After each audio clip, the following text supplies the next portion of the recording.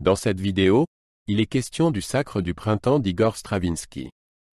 Je t'explique l'essentiel sur l'œuvre et sur le compositeur. Igor Stravinsky est né en Russie en 1882. Très tôt, il a montré de l'intérêt pour la musique et a appris le piano et la composition.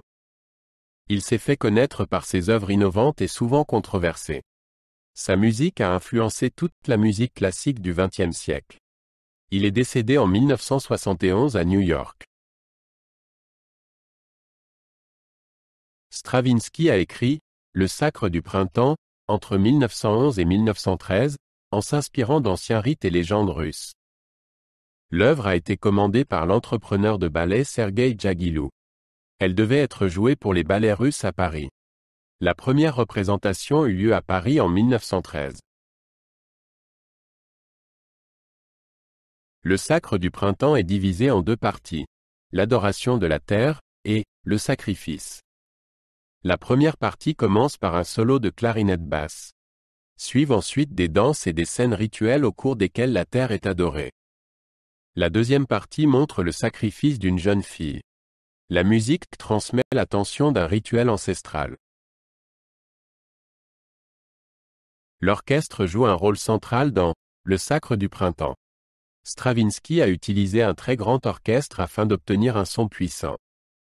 Les instruments à vent et les percussions créent des effets rythmiques et dramatiques. Les cordes jouent souvent des mélodies rapides et rythmées. Dans l'ensemble, il en résulte une atmosphère sauvage et puissante.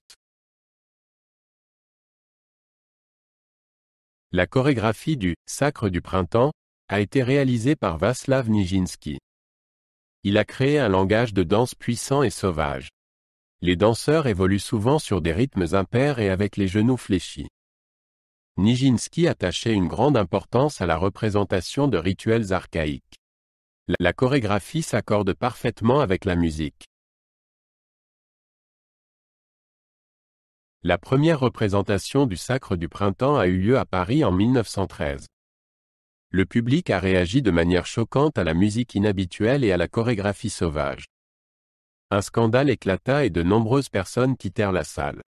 Malgré cela, l'œuvre est devenue célèbre peu de temps après.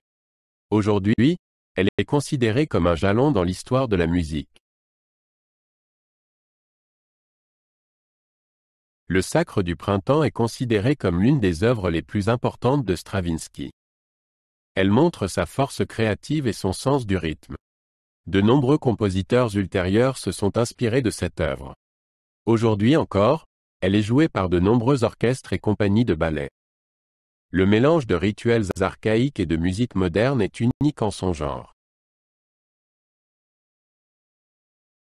Le Sacre du printemps impressionne le public par sa musique puissante et sa chorégraphie endiablée.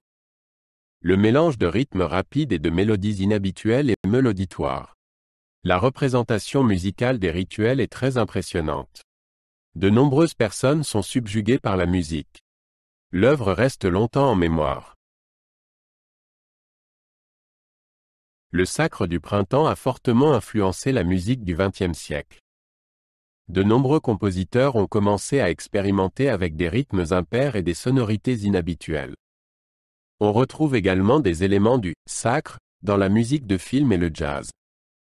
L'œuvre est considérée comme un tournant dans la musique classique. Elle a changé la manière dont les gens écoutent et comprennent la musique.